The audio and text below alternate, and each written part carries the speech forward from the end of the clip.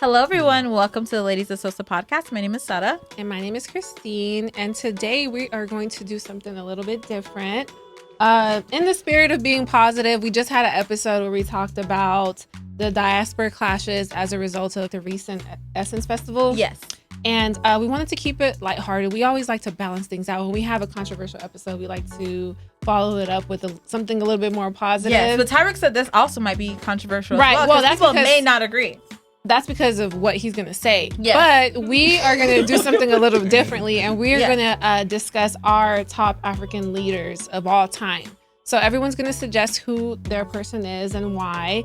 And Calvin is going to be on the panel as well, and he's going to suggest a top Black American leader, since he's Black American and probably is more well-versed on the leaders here. So I think this is in the spirit of Pan-Africanism in a way, if you think about it. Because be careful now. I mean, if we're all discussing like our top leaders, including other people from the diaspora and the Black American diaspora as well, we all can learn from each other. And just to be clear, this podcast, we do consider ourselves a Pan-African podcast. Just a disclaimer, we do understand that there's a little bit of pushback and different things going on, but we do want the prosperity and the betterment of all Black people across the diaspora. So that is where we stand, and we make no apologies about it, but we do make an effort to understand other people's viewpoint and be respectful as well. So we can go ahead and introduce our panel, and then we'll get into the discussion. Let's go ahead and start with Tyreek. Go ahead.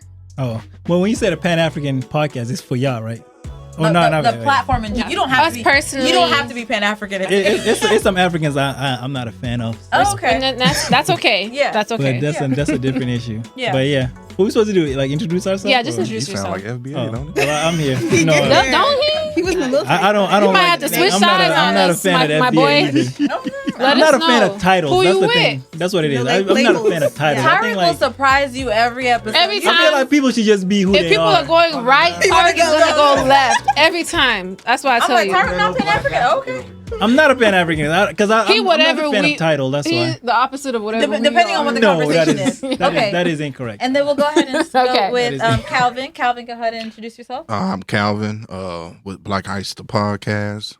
Mm-hmm. Glad to be here. I'm going to learn a lot about the African leaders. I don't really know too many. So, Right. Yeah, it's good. It's going to be fun. yeah. Yeah.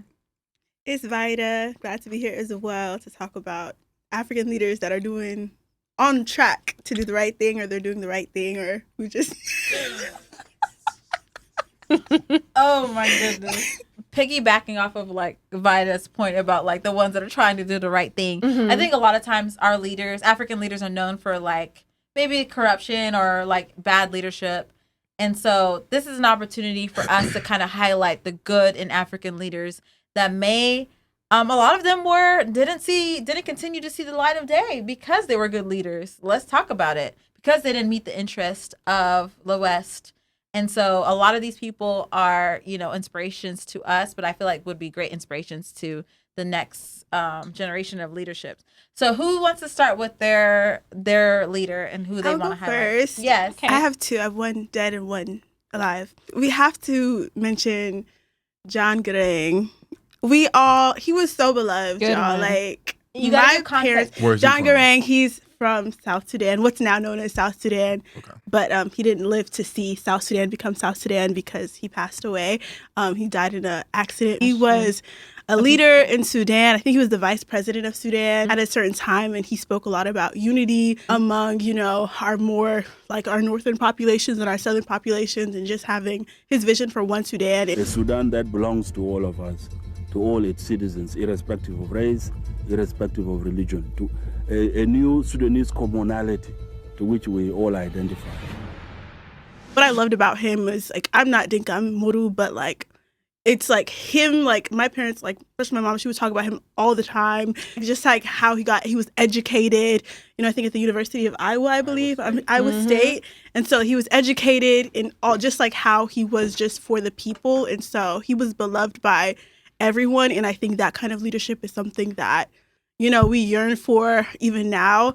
Unfortunately, but yeah, John Garang, I have to give it to him, but for the one that has passed on. But my leader that I would say that I really like, I enjoy watching this leader is Ibrahim Traoré of Burkina Faso. That's one from South Africa? No, Burkina Faso, the country in the West. And so he has been doing a lot of cool things as far as just things that are just very like, it just feels fresh when it comes to like getting the French powers, out of like them, because in the West African countries that were colonized by France, they had military presence, and that's something that we don't have. We don't really have a British military presence in South Sudan.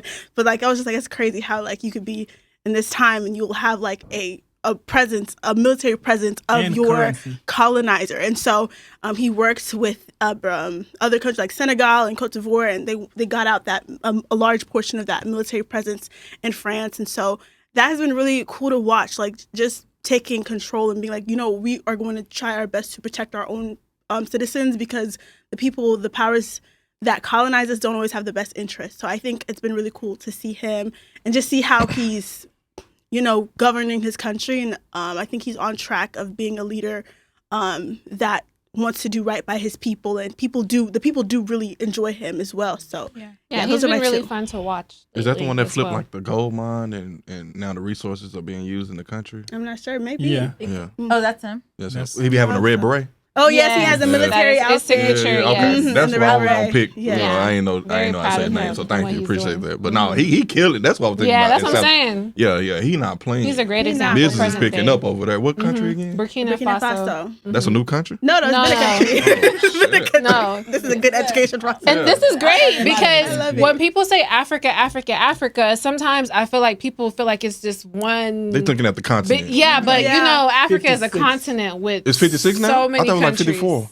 It's 50. There's like two. Well, South smaller Sudan countries. just made it 55, right? Yeah, no, there's another two smaller countries within South Africa. Yeah. Every country has their own. I mean, obviously, as Africans, we have a lot of shared culture, but it's not one big African culture. Like you just and African, then, exactly. And we're all, even Africans learn about Africa on a daily. Like I learn all the time, like learning from different like countries. And you said something about like a different ethnic group, right? You said you're a Dinka. Oh yeah. So we have like 64 tribes in South Sudan. Shit. I'm That's not just in Dinka, the South, but like the bigger tribes, the ones that are like most populous are Dinka and Nuer. Yes, I did hear about and that. so I'm a minority tribe, and so to say like for my parents who are of a minority tribe, so Equatoria, there's like it really is just every tribe that isn't Dinka, Nuer, Shuluk, you're Equatorian. And so I'm part of, and it has a lot of smaller tribes as well. So she's Madi, she's Equatorian. There's the continent, then there's the countries, then there's the tribes. Within the country, you could have 20, 30, 40, 50 tribes. And within the tribes, there's a subset so of there's clans. How are they living together like that? There's a lot of conflict, there's a lot of civil war. conflicts and politics. Okay. And to add on to John Garang, he was about Sudanism. He wanted to not only bring together the ethnic groups, like the the non-Arab ethnic groups, which is like the tribes, like what Christine and Bada were talking about, but also the Arab, the northern part of Sudan. When we were all one country. So imagine just the complication on like how like divided people could be, but he was able to kind of come up with a concept to like bring us all together. Unfortunately, his vision didn't fully come to light, and he was the first president of South Sudan, the southern part of Sudan. So it's hard to explain because Isn't it lot. mysterious how every time we have a good leader, they mysteriously get killed? Or, I was about to ask you, do you think that was an inside job or it was a plane crash? Some people believe that it was an inside job. So I do believe that. Yeah. It was Museveni helicopter, so I think it's Ugandan. Museveni. You gotta I think it's Uganda. Yeah. Some people feel like it was an inside job, but he was the first. South Sudan was one country, but we were split between the north and the south. Ain't y'all like ancestors? Like, aren't y'all like really? How can I put it? The real Egyptians? Well, Kush. Y'all were close. The kingdoms, That's because what used to confuse me in college was Nubia and Kush. I feel like we coexisted at the same time, but so that y'all was more northern Egypt. That was northern. Well, you know how they got the Nile. You got north, upper Egypt and South Egypt. That used to confuse me because upper Egypt, because the Nile River flows north, and then there was like Arab colonization that happens throughout East Africa. I know about that. And so but I'm just saying the real Egyptians was y'all skin color. Yeah, some people argue that. Yeah, absolutely. Yeah. But like Sudan was we were split between two different factions, and shout out to John Garang. He was the leader of the southern part, which wanted autonomy for the non-Arab group of Sudan. wanted anti-discrimination. They wanted autonomy over government. Yeah, he got to go. And so he was the one who brought us all together tribally. He had a lot of support. He did have a lot of support. Once you get the people, like the grassroots support, you are a threat. It'll take you out. You are a threat. I think that's something that we see a lot. Those are very good picks by them. That's a great way to start us off. It really connects a lot to what we're going on here in America, though. Like the fact that whenever you have like unity, that is a threat to the higher powers that be. So you know what I like about John Garang? He was strategic. Like he was okay with having Sudan be like coexist with one another, both the Arab tribes and the non-Arab tribes, the like ethnic African tribes. But once it didn't work, he was okay with also it not working, and then that's why we were going to have the 2011 the referendum. So he had there was options available, which I feel like he was very strategic in how he moved, and that's why I appreciate him as a leader as well, because he really tried to work it out. And once it fell through, he was like, "Listen, we can be our own country. It's okay." Right. You know, we can delineate. No, use the vocabulary. Literally, that's exactly what happened. It was for the good. Who's your pick? Okay, so my pick is Patrice Lumumba from the Congo. Patrice Lumumba was executed in January of 1961 by the West and the Belgians. He was the first prime minister of the Democratic of Congo, and he was pro-Congolese nationalism. He wanted autonomy over Congo. He wanted less Belgian interference into like the day-to-day affairs, the social dynamics of what Congo is, and the exploitation. He just wanted the exploitation and the influence of Belgians out of Congo. And with his pushback and his political power, he was a threat, frankly put, because they needed to exploit the Congo. I mean, I don't know. Do you guys know like how the exploitation of Congo was to this day, and like how they treated the Congo, like from King Leopold's reign. Read King Leopold, the ghost of King Leopold. He was worse than Hitler. The 20 million Congolese versus 5. It literally cut the mutilation, the torture, the chocolate hands. And it cut the population of Congo in half just by the reign of King Leopold, and Belgian colonization. Once they were free, he wanted them to be completely like free from Belgian like any influence. They wanted to just rule themselves, but the Belgians still needed to have a hand in Congo. And the Belgian, when Congolese became free, they destroyed the railroads that were built by the Congolese because they said it was theirs. They destroyed every factory, every modern building that they built in the Congo. They destroyed it and then they left. Yeah. And so because of his pushback from colonization, they murdered him. They executed him and 2 of his aides in 1961. And they cut him apart. Not only did they murder him, they find his grave. They mutilated his body. They put him in, I think it was sulfuric acid, because they didn't want to like make him like a martyr where the people can visit him. They wanted to just completely destroy him. So they put him in sulfuric acid to where there was no physical visible trace down to the bone. He's gone, but they don't realize that your body is not who you are. It's his legacy that lived on. And they just recently, Belgium just recently gave back a silver tooth of Patrice Lumumba back to the Congo. Y'all really accepted that? I'm not Congolese. No, I'm not saying y'all. But I'm like, well, you don't get this tooth. It could be anybody damn tooth. Right? No, but funk ass bro. No, when they put him in the chemical acid, his body broke down and some of his teeth remained. So the soldiers kept some of his teeth as a souvenir.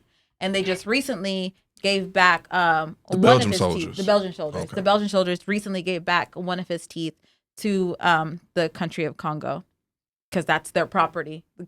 Patrice Lumumba belongs to them. And also with the Congolese, there's a big connection with Cuba and Africa, because during our fight for revolution, a lot of the Cubans, they went to Africa and fight. Like Che Guevara, he was there with Patrice Lumumba. They were fighting in Congo. They did the same thing to him. Like once they executed him, they also dismembered his body so that. So because he had a lot of support. That's why Epstein. That's just a common practice of the Europeans descent. you know, The I'm powers sure that they be kept. killed I'm sure they Epstein kept as his well. private part as well. The trophies of it. That's The so trophies. disgusting. The barbaric. Oh my God. Yeah, The barbaric That's nature. I bet you they got it in a jar somewhere in the lab. Ooh, Like, And he was Jesus. only Definitely. he They was got only something. 35 years old, and I feel like that's what resonates with me because he was a very young leader, Mm-hmm. and most of he them. had so much promise. And I feel like if he was alive today, like who knows where Congo, the Democratic of Congo, would be.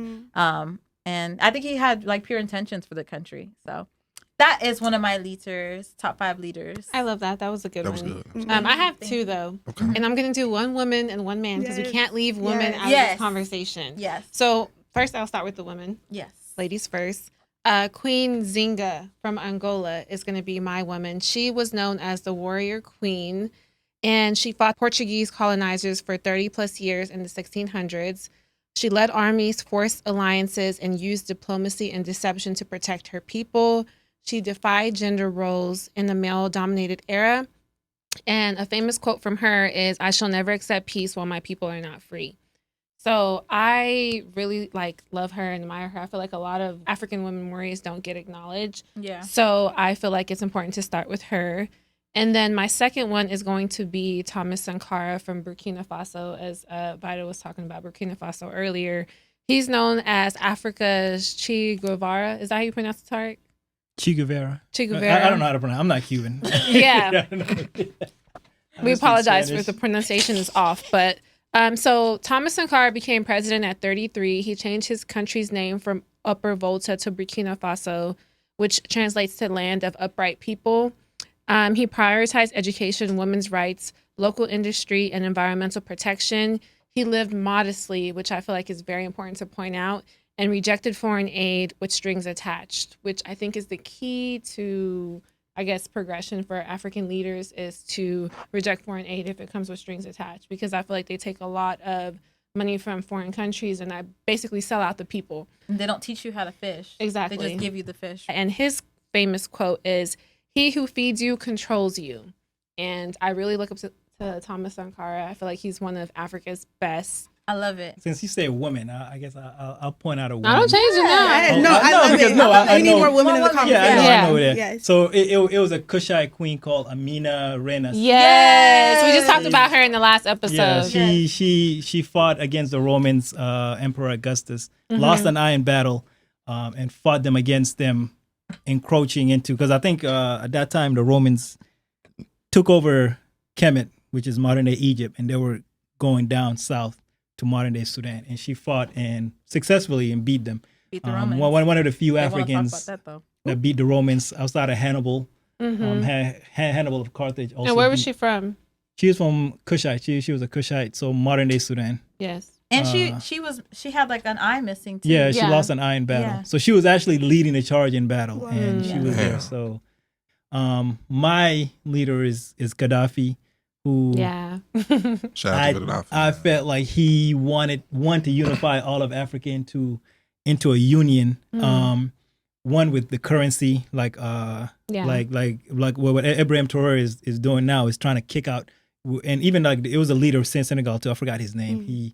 He's up there as well, and he also has 2 wives. So shout One out Christian, to him. one Muslim. Yeah, shout out to him. But Gaddafi fought 2 fronts. He was fighting the Arabs in 2009 when he went to the Arab Summit, and he looked at the Saudi Arabian king and told him that you are a product of the United Kingdom and a puppet of the West, of the U.S. And he was fighting them, and he was fighting the Europeans and the West basically together, as well as fighting the Africans in Africa because they wanted to keep the status quo. So one of his main ideas was to build a highway that circumvent Africa, also have a currency that is an African Union currency, The gold standard. and the military based on a gold standard, because at that time Libya was 3rd highest as far as gold and 2nd as far as oil. And they ain't had no debt either. They Yeah, owe nobody debt. no money. There was the highest as far as women literacy rate. They had no healthcare was free, so they pushed everything to get him out. So this is why I'll never forgive Obama and the Clintons, because it was Obama and Hillary Clinton who That wanted killed him. to oust them.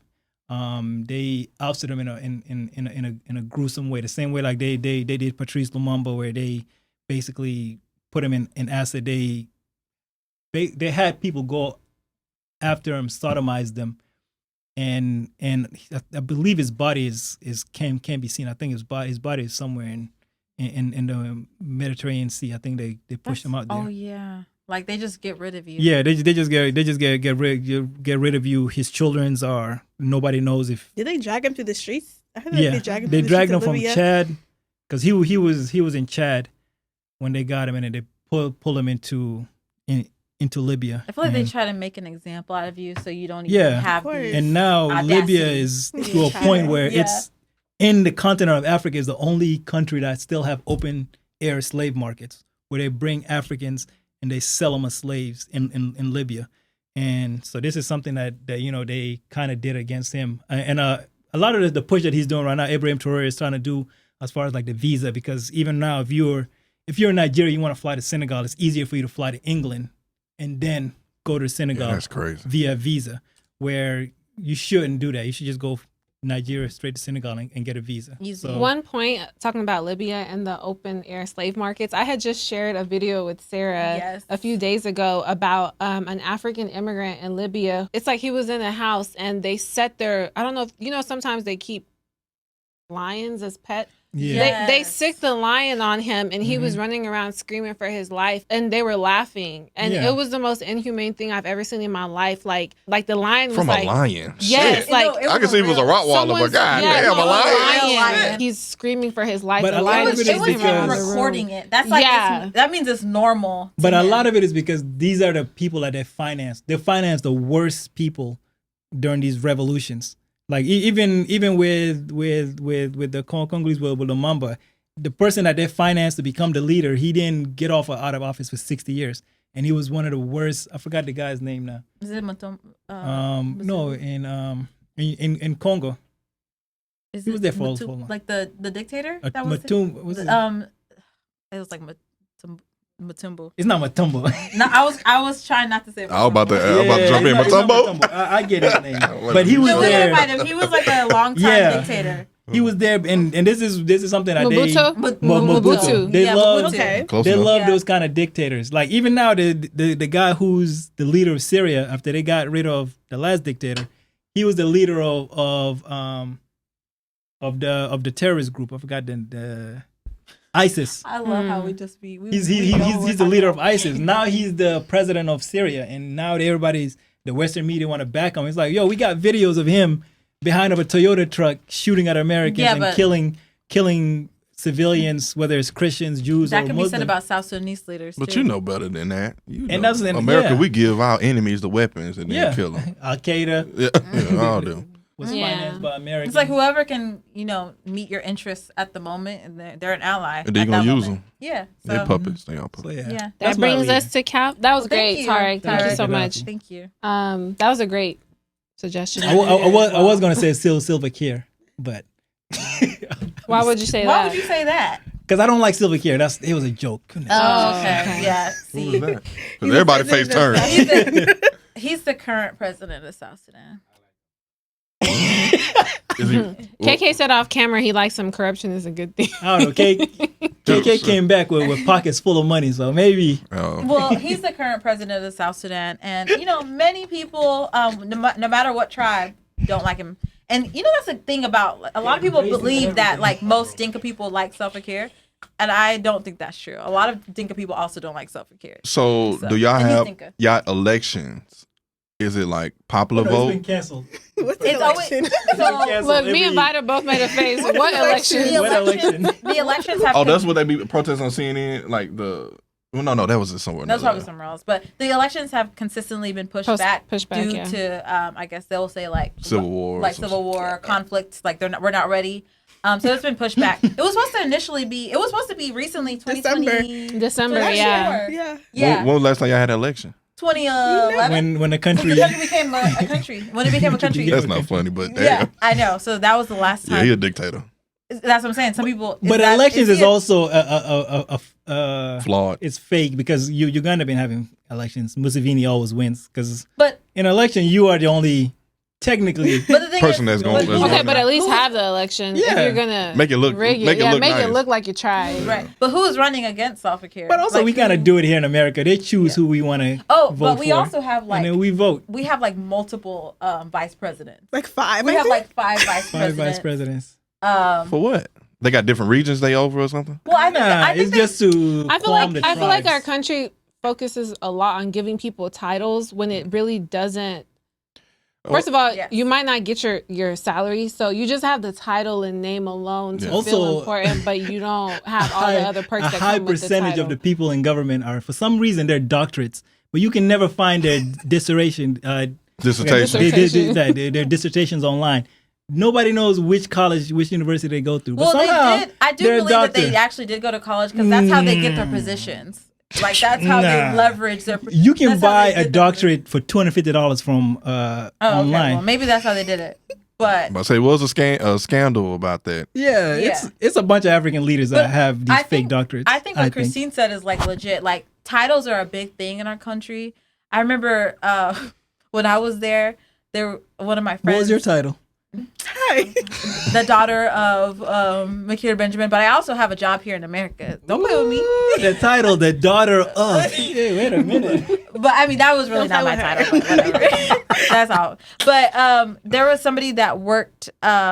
He works for I think it was like Red Cross or somewhere, and he knew somebody that was like worked in government, like in Congress, not Congress, but like they have their own like little systems of government. But they were so proud of their title, but would always ask for money. Mm-hmm. So So they're always not need getting money. paid a lot. They're of not times. getting paid. They don't get paid. Like in South Sudan, like payments are like that. You cannot backed receive up. your salary from. So, months. but they're so proud of their title. But it's like, why? That's all would they you- have, though. That's Look, the thing. Who cares about the title if you're not getting paid? Right. Like, you know what I mean? But But that's their payment. Yeah. it's the title. Because you never know when you're going to get paid. Yeah. When But you that's- get paid, you're But going that's to get paid that's because the, of that title. the title is what means Yeah. the most to them. Yeah. And I think maybe that's what they're doing with the multiple presidents. And there's a In the social show. No, credit. I don't know. no, the vice president is for Well, like tribal issues. That's why they kind of have I think so too. a vice I think it's president to from appease the Like a tribes. yeah, to figurehead appease the to just have tribes. them Yeah, there. that's Yeah, all. to it is. appease the tribes. Like we Yeah. have a Victoria, we have a. I'm Yeah. just glad y'all don't do some of the silly stuff. I think what is it, Nigeria, where in a government where they wear the colonial wigs. That's something that we as Africans Oh, do we need to do. get rid of. It That doesn't- shit it looks doesn't silly have as hell. ridiculous. Y'all, South Sudan do that? No, we don't have. We have a the wigs, but cowboy hat. No. No, but the whole white Yeah. powder Oh, yeah, wig. no, the white powder, yeah. wig That is look about- crazy But as hell. our government is an adoption Is, of. yeah. I like it. It's kinda British- camp. the I like Great British government. Constitution. So It's Yeah. very historical, you know? the judges, they still wear robes and all No, that that's like me stuff. going to Taking that Congress far, with yeah. with some rags on and barefooted. So I'm ready. And see, and that's the thing. There's a lot of leaders. I feel like Patrice Lumumba. He'd probably be a leader that would be like against that type of like Any trace. any Yeah. trace of like we need to create our own like we have, need to have our Traditions We and don't have to customs. create it because we already have had Yeah. like African Yeah. history goes far beyond colonization and slavery. So we don't have to create our own. Just I gotta think go we back need to to it. stay true to Mhm. our own culture and not put other people's cultures, especially those that colonize us, above our own. yeah. So, But we're but as you can so- see, Calvin, the diaspora Yeah. wars I say is ridiculous because we all have so many issues within our own subgroups, and it's like for us to be fighting amongst each other, it's just a waste of time and energy. Yeah. Like I do respect. Obviously, we do need to a give that conversation. give that space and put that respect and that separation. But I think wasting that energy on attacking one another, Yeah. it's ridiculous because we have so many battles. The Haitians have their own battles, the Yeah. Caribbeans, the Jamaicans. And that's why I Imagine think you moving delineation- racism in your country is Yeah. Sudan, and then Yeah. now you finding your people who like look look at you. Africa. We have Like, so many. We're fighting colonial. We're fighting No. tribalism. We're fighting corruption. We're fighting so many different battles. And I think that's why people should, there. in the diaspora and their own individual groups, I think everybody should just figuratively, y'all, go back home and clean. No, Nah, go, no. we American. No. I'm not telling. That's why I said figuratively first. Go back where you come from. No. Go home and clean your house. Hashtag deport them Take all. care of your own issues. Yeah.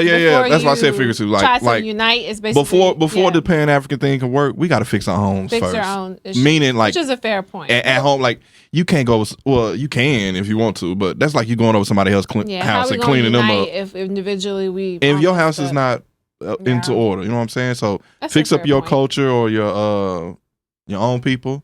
And I mean, like Tyreek said, man, like it got to be a line drawn at some point. I don't think fixing our own issues should prevent us from also embracing one another, even though we're actively working on solving things within our own separate communities. I think we should look at each other as allies versus you do your own thing over there, I'm doing my own thing over here. Because a lot of what we're facing, it's very similar. We're all dealing with colonization in Africa, or like the remnants of like slavery and like the system that this country has built against Black American people. Yeah, and I feel like the conversation is always like clean your own house and then, you know, whatever. But it's like, why? Like when you clean your house, how come I can't learn from you? And like, because anywhere you go in this world, you're gonna be Black. You're gonna be looked at as a Black person. How did you achieve autonomy? How did you fight off the colonizer? Like, and I feel like it's more common within the African diaspora where we kind of learn from each other. We learn from Ghana. Patrice Lumumba learned from Ghana because they were the first Blacks country to gain their independence from their colonizer. So we learn we're okay with learning from one another, but I think sometimes like within the Black American diaspora there's kind of like a pushback, and I think that we should all be willing to learn from each other because we learn from Dr. King, we learn from Malcolm X. Like we're okay with embracing these figures, except on the internet because the internet is a crazy place. But in real life, before the internet, everybody embraced each other's struggles. Even Dr. King learned from the South African leaders, like in their plight with the apartheid, and like because it's like it's the same thing. It's literally the same thing, just in a different place. Yeah, and I think like to push back on the argument of having to clean up your own house, like we don't all have the luxury. Like even when we're talking about in the last episode of just like how Nigerians come here differently, like they didn't have a civil war that they were running away from. You know, we had an active civil war that we were running away from. So like some people can't even now we're on the brink of another one, you know? So like some of us can't even go back to our house, you know what I mean? So like we don't have the same struggle. Like we don't have the same, some of y'all came here, it's not the same. Even when I look at other Africans like me, I'm like, oh, we're not the same, you know, and it's okay.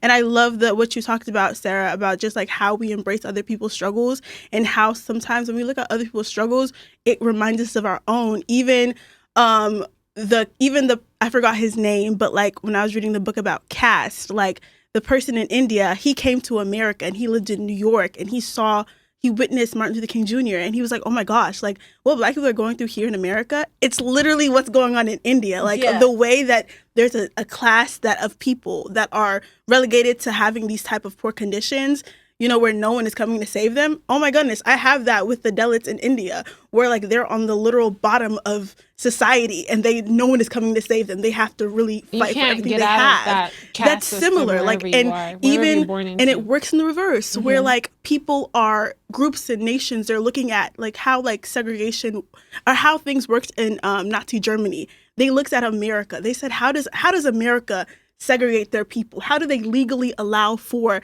Black people to not integrate with white people in, you know, the 1900s, right? They were like, okay, we want to do the same thing, except we want to do that with the Jews and the Nazis. So like it works in reverse. Like we're constantly, and even now just thinking of how like we're constantly exposed to everything going on, I just wonder how amplified it is. Because back then they didn't have the technology, they didn't have the social media to be up to date to what everyone's doing. But I think it's just hard to accept that, like, clean up your own house. Our house might be messy for some time, you know what I mean? Right. Our house might be messy, but we have to survive. But it's like, and I want to be able to call my Black her brother or sister and be like, how did you do it? Like, I'm struggling. Imagine if we didn't have no contact with one another, if we couldn't ask each other, like, how did you do this? How did you fight off apartheid? Like, what systems did you have in place? How did you, like, build community? And I feel like we're kind of going backwards with this whole like delineation. I'm sorry, because building community is what helps you like plan for the future. And like even like with Patrice Lumumba and like South Africa, if we know that there's a bigger system at play, it's not just South Africa. It's also because these systems are Congo. Literally. This is why, like, I just don't like when people. I'm a hater, right? I hate things. I hate racism. Follow me. I hate racism. Kendrick. I hate racism, right? I don't hate racism just when it applies to Black people. I hate it when it happens to Asian people. I hate it bad, right? But there's some people, they're not big enough haters because they will allow something to coexist so long as that they're benefiting from it. And we witnessed that in a recent election, right? We witnessed how people do not care about, you don't really hate it. You just hate it when it comes to your neighborhood.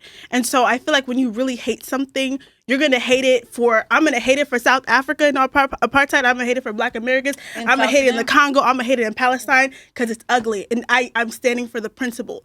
But some people aren't like that. They just don't like things so far that it's going to affect them. Yeah. And I think that's the natural occurrence of everything, because we're constantly seeing what people are going through and we're resonating with them because it's like, you shouldn't be going through that. That's not right. That's not fair. Yeah. So, I feel like that's what's going on in America right now, though, with the immigrants coming in and kind of shitting on. Can I get an example? Yeah. So like with the brown community, they'll come over here and I would see on social media, just hearing just in general, when I say brown people, I'm talking about like Latin descent. Yeah. Well, I thought you were talking about Indians. Oh no, I ain't gonna say that, but I ain't never been around them to be affected by them or whatever. Yeah. So like with the brown community over there, or whatever, they was talking about how like we always playing like this victimhood mentality. Racism isn't that bad, or it doesn't exist. But then when this whole ICE thing came around, now you're feeling it. You know what I'm saying? Because we're not there in front of you to protect you or whatnot. Now you're hearing the same sentiments that we were saying. They're saying like, well, they're separating us from our families, and they're coming and being aggressive. We can say the same thing about police brutality, mass incarceration. They separate us from family. You get a ticket with your kid, what you think gonna happen? Yeah. Oh, we're gonna let you slide because you got your kid with you. Hell no. These kids be doing too much sometimes. It happens. I get it. I feel like African Americans in this country do get the blunt of discrimination, and then also there's like different pockets of people that maybe y'all advocate for, and then they'll vote against you. Like, for example, like the Latinos in this vote with the MAGA, like a lot of them did vote Trump, and that's a conversation that needs to be had.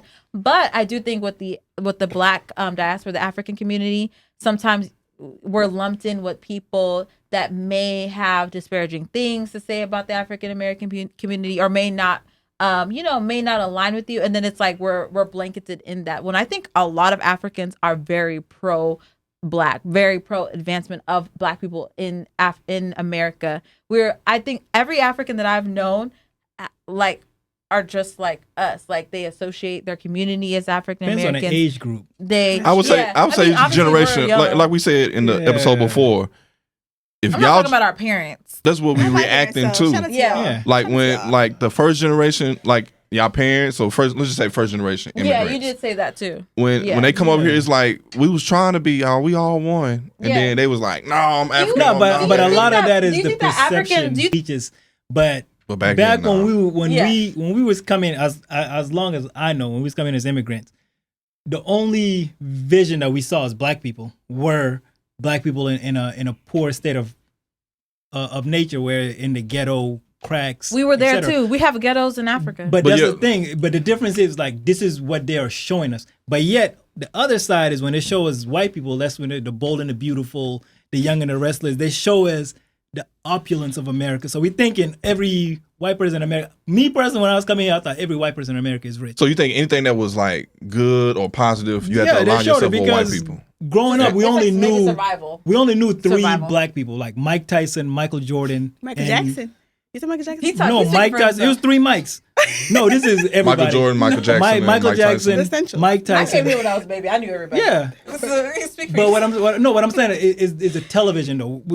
Growing up if you grow up in the 90s and early 2000s, you only had 3 channels. Yeah. You know, so when you over there, this is what they will show you. They'll show you the worst. And it's the same propaganda that shows the Feed the Children commercials and the flies. The same here, they show is like flies. Exactly. But see, when we saw that, like, it's like we might joke about it, but I feel like we still accepting. Like, far as like, it wasn't like, nah, take our African asses back home. It was like, no, it very much was. No. But it's about what it's about. It's not go back home. We just gonna I'll score. say it felt like that. I'll say that. Yeah, it's about what they highlight though. If you highlight music videos right now, if I tell you O Block, everybody knows where O Block is at. Yeah, Chicago. Yeah. But if I tell you Prince County, Do you know anybody know where Prince County is at? It's outside of Maryland. Maryland. It's the highest. Well, hold on. Which highest one? Prince County In Virginia or Maryland? Virginia and Maryland. It's like it's on the border, but it's the highest as far as black opulence. I'm thinking about Prince George County. I'm sorry. No, Prince County is like, as far as the highest black. Yeah. Even not even black, just American as far as median wage. Nobody knows about it because this is not something that they highlight. I think it is. So they always highlight the negative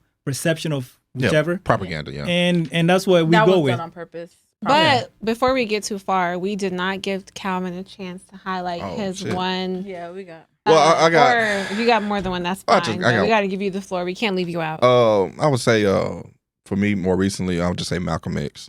I feel like as a Black American community, I feel like we probably should have went with his ideology versus Martin. I'm not saying Martin wasn't good, but I think far as like integration just killed our Black economy, far as Black businesses and just the last little bit of unity that we had.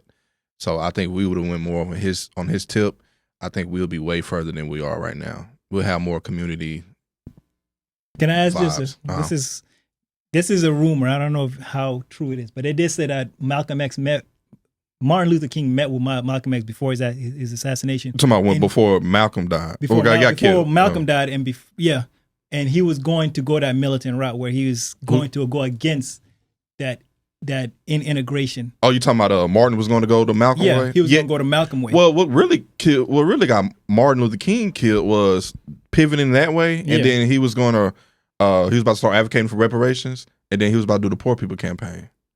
Because integration, in my view, was the worst. Was because a lot of times it's like it's a lot of businesses got killed because of that. Mm-hmm. Black businesses, Black Negro League, as far as baseball, there's a Black bus line, the one that was driving MLK from Montgomery to Memphis and all that got killed. See, like that situation was crazy to me. I feel like the destroyed. Bus boycott, we should have just created our own bus lines. No, there was a bus line. No, our bus line was there, but we should just stayed and patronized that. Exactly. Yeah. You know what I'm saying? But him, I would say Malcolm X, and then another leader. He's probably not well known, but I think people should go do their research on him. That's Dr. Claude Anderson, and he's the one that started this like naming our culture, and like he didn't come up with the name Foundational Black American. He was saying Native Blacks, like saying we're just native to this country. Because think about it, we was. Ooh, people say 1619. I don't like to give that date. I feel like we was here way before that. So I say about 1525, 1526. So that's almost like 200 years before America was even America. Mm-hmm. So like you got 200 years of stripped identity, culture, and you reinventing it. You know that right there is kind of like they even we couldn't even use drums. Yeah. No more. Right. Because we were communicating. Well, because we couldn't communicate language-wise, because we was coming from people from the Nigeria colony. I can't even imagine. Yeah. So imagine trying to communicate. We're like, you know what? Nah, he did that. All right, time to run. Or Yeah. So it's interesting. It's very interesting. I love history. You know, I got a history degree, so it's just very man, you just learn a lot of stuff. You do. You learn a lot of stuff. It's never ending learning. Oh, it's just the tip of the iceberg. Yeah. Tip of the iceberg, y'all. Yeah, so I love your choices. I love Malcolm X. And Clark, what was his name? Dr. Claude Anderson. Dr. Claude Anderson. So I got one more question if I can ask for the whole panel. I know they just did, or they continue about to do something about the 14th Amendment, about birthright citizenship. How do y'all feel about that? As far as like, do you think you should be able to be an American citizen if you're born here, or do you think one of your parents have to be American citizens to be here? Because I feel like it's like the other way around. Like the second part I said, it's like that all over the world. I do think, and my view is probably radical. I do think yes, you one of your parents do have to be a citizen for you to become a citizen. So it was a loophole. It's a lot of people who basically are, especially from Asia, China, and India, where they come in here pregnant already. Mm-hmm. Yeah, they would just to have a baby. Just have a baby. And luxury hotels in California and they have those babies. Yeah. So that's one of the issues with what Trump was pushing out. I did agree with, because I do think one of your parents do have to be either a citizen or at least a green card holder at a minimum. No, I'm gonna just say citizen, because that's gonna be muddy waters. Because I'd rather you just, like you said, draw the line. No, because it takes a long time to get a green card. You can come here as a visa. It takes a long time. But yeah, I just wanted to know y'all. Well, to me, this is how I teach it in school. 13th, 14th, and 15th Amendment. We teach to them kids. Radicalize them. No. Radicalize No, I'm just kidding. No, it's in the curriculum. It's in the curriculum. I'm teaching it. It's in the curriculum. Yeah. I can show you where it holler. I'm like, because when I saw it, I was like, oh, damn, okay. Them niggas a little woke around here. But the 13th, 14th, 15th Amendment were strictly for formerly enslaved Africans, Black Americans, freedmen, whatever you want to call us. So, of course, we had to be freed. And then 13th Amendment was freed. And then 14th Amendment gave us citizenship. So basically, they were just backdating all those generations of enslaved Black people. And then 15th gave Black men the right to vote. So that's how I explain it. I was like, the 14th was strictly for Black Americans. Because if you was a white immigrant, you came over here, you got your citizenship like that. It wasn't like no long process. And they were giving you free land and all that stuff. So, but no, I just wanted to know, how did y'all feel about that? I know that was a big thing. I feel like we can make that a whole conversation, a whole episode. Let us know how y'all feel. Yeah. Okay. You should be a part of it. And let us know how y'all feel in the comments. Like, how do y'all feel about that? And then we can kind of piggyback off of that conversation as well. But we do appreciate you guys all joining in to this discussion. I want to say, with the Malcolm X and like the Martin Luther King, I feel like with Dr. John Garang, I feel like he kind of reminds me of Dr. King when y'all were talking about it, with how he was kind of strategic and how he approached peace. And I think that's what he wanted to do. He wanted all of us. He wanted the Arab tribes, non-Arab tribes, all of us to live in one unified country. But if it didn't work, he was willing to also. But see, what they got in common too is what you said earlier. He saw it wasn't working, so he decided to pivot. Yeah, and that's when they killed him. He was willing to pivot. That's and I won't say kill. Well, y'all. Maybe did they kill him? Some people say allegedly. That. Okay, allegedly. Let me say that. I don't want nobody coming on y'all shit. Some people say that. Yeah, he was. Oh, you talking about Malcolm? What are you talking about? He's talking about Dr. John Garang. Oh no, the government. No, the government killed Malcolm. Martin Luther King. Yeah, they suffered. He didn't die from that. Oh yeah, they definitely killed him. He suffered. He got suffocated. But did y'all know he had a pillow fight before he got killed? I know that's kind of random. Yeah, they suffocated him. Like no. Yeah, he had a pillow fight. No, before, like when he got on that balcony, he had a pillow fight with his friends and stuff. So he died kind of like being, I want to say happy, childish, like in a playful mood, and then because he went back to the room go get his jacket because they're about to go out to eat. We went to that hotel. Remember Janet on a school field trip? Pillow fight. I think Andrew Young and all them. With Jesse Jackson. I feel like Jesse. Never mind.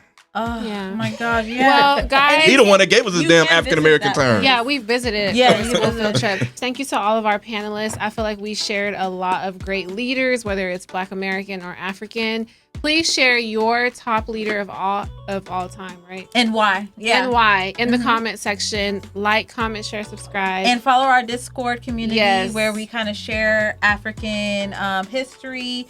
Topic suggestions. Everybody gets on there and they kind of like let us know what they want to hear. Black history, African history. We have different sectors where you can join in and kind of join the discussion. It's just a community. It's just really our. Can I say two community. names? No, I'm sorry. We gotta go. No. They are running. Go. They are running currently for mayor. Okay, real quick. One in New York, Mamdani. He's Ugandese, but he's technically from India. And Omar Fatih in Minneapolis, who is from Somalia. He's born here, but his parents are Somalian. I don't think he gonna win. They already on his ass. Yeah. Y'all like, comment, share, subscribe, and we'll catch you guys in the next episode. Love y'all. Well, who you talking?